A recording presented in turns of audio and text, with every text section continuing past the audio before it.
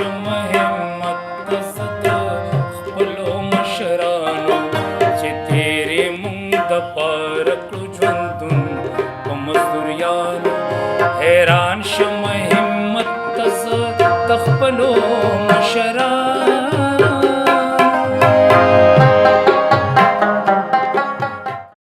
السلام علیکم ګرانو کتونکو قدرمنو یو ځل بیا هرکلی امید لرم چې چېرته خوشحاله به یې الله مو خوشحاله ساته الله مو د ژوند ارمانونه پوره کړه.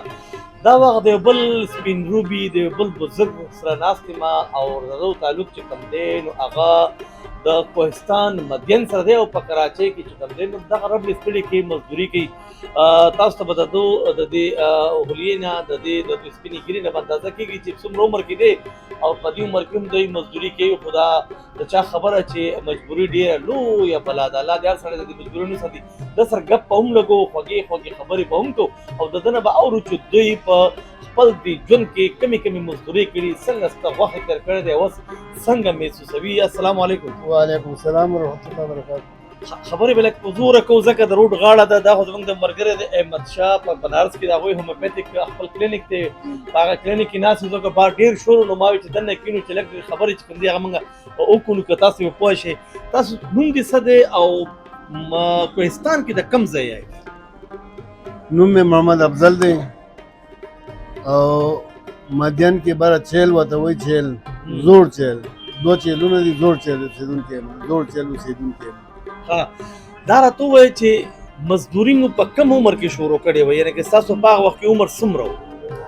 زما عمر د مور د حسابه 14 کاله او د پلار د حسابه نو پلار خو مور حساب کوو چې ته ده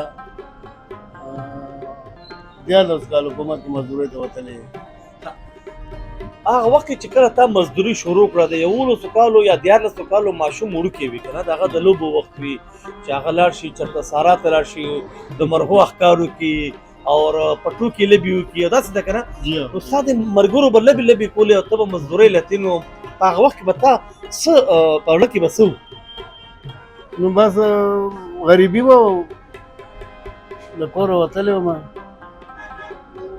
کراچۍ ته راغلی وې که نه په کلي کې د چاته مزدوري کوله؟ کراچۍ ته راغلی وم په ډالمیا کې. ډالمیا فیکټري وه د سیمټو په هغې مزدوري کوله په دې سوی بلاک کې ای بلاک کې. نو هلته نه چې تاسو راتلی نو په خپل یوازې راغلی وې د چا سره راغلی وې کرایه څنګه وه په څه طریقې ادا کړې وه؟ په هغه وخت کې زما کرایه 14 روپۍ وه په ریل کې راغلی وم. دا لاره درته چا ښولې وه؟ دا کوهستان د مدین د غرونو 14 کلن ماشوم بیا ښار ته راتل بیا په ریل ګاډي کې راتل دا خو ډېره ګرانه خبره نه وه. مزدورۍ را روکړې وې. سترګې مه ډکوه اوس په دې عمر کې د سترګو ډکولو وخت نه دی که نه او دا زموږ د ټولو ژوند داسې دی. ښه ملګرو بخښنه به غواړم خو څوک د پروګرام کوم دی هغه هم کولی د بابا سره ګپ هم لګو ګپ لګو پرېږده سترګې مه ډکوه که ما سترګې ډکې کړي بیا به له وچې نه کړي. ښه دا راته ووایه چې کراچۍ ته چې رالې څه مزدوري دې شروع کړې وه؟ کراچۍ ته چې رالم نو 10-12 ورځې هسې ناست وم. د چا سره وې لکه کور د چا که دیره وه؟ دیره وه په دیره کې.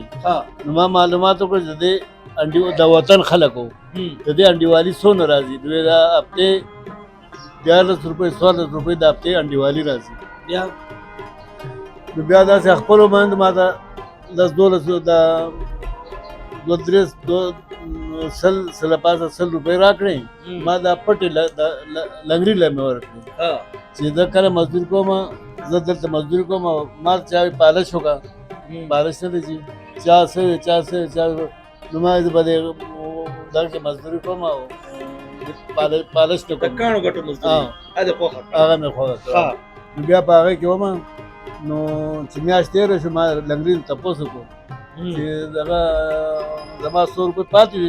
نو ما ته چې ستا 2 روپۍ ته د جمعدار باقیدار یې 2 روپۍ. نو ما بیا پرچې ویستلې په هغې کې 2 روپۍ کټې کړې. نو بس هغه مزدوري کوله. نو بیا د هغې نه پس بله څه مزدوري دې کړې که نه ټول عمر دغه د ګټو یعنې ګټې دې ماتولې دا مکان چې جوړېږي او هغې لپاره دا دالمیا سیمه پټرۍ دا ګټې دالمیا سیمه پټرۍ وه پخوا وه اوس نشته.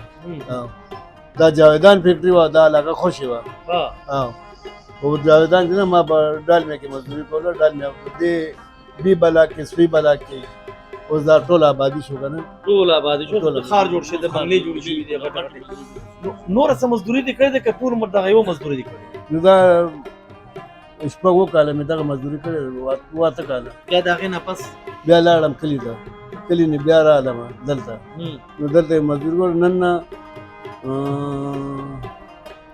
د سن 80 نه واله اوس څوم تاریخ دی دغه 15 روان دی کال 2015 کال وشو 80 نه پرې څه کمنګ حساب کو شل کاله دی هغه شو شل دا یاره 45 سال جوړي 45 کاله مخکې بیا سعودي لاړ نن 45 سال مخکې خاص سعودي ته پکې تللی یا په 200 روپۍ باندې په هغې وخت نو سعودي ته لاړم سعودي نه بیا واپس راغلم څه دې جوړ نه کړل سعودي ته خو خلک لاړ شي یا بنګلې جوړې کړي او بلډینګونه جوړ کړي او خاد او آباد شي او د لاډو ګړۍ اغوستې سپینې کپړې اغوستې نو تا پکې څه جوړ نه کړل ما بس نصیب خبرې هېڅ دا به ذمهدارۍ ډېرې وي که نه خرچه به ما د کور ډېره وه داسې ده بالکل واړه دې شته د خیره اوس مې درې بچي دي نو کشر د سبق وي اوس هغه ما سبق لوستلی دی ما ته څوکیداري کوه چېرته او منظمې زوی مې په پمپ کې مزدوري کوي پمپ کې دا تیلو دا پمپ نه دی چې په دې کې او مشر زوی د نشه کوي او چرس سکین ډېره مننه بابا صاحب نور هم ګپ لګو او اوس په د ده نه دا تپوسونه هم کوو چې آیا اوس دې څه کوي په ده باندې نن سبا ورځې څنګه تېرېږي دا الوا دې سهل دی هغه په کم کنډیشن کې دي او دا ده چې دې کم مزدوري کوي هغه اوس کومه مزدوري کوي په دې هیله مانئ چې چېرته هم پاتې کېږي الله مخاد آباد او بریالي ساده پلوی الله مسپارم د خدای په امان حیران شم همت زد خپلو مشرانو چې تیرې مونږ دپاره کړو ژوندون په مزدوریانو حیران شم همت زد د خپلو مشرانو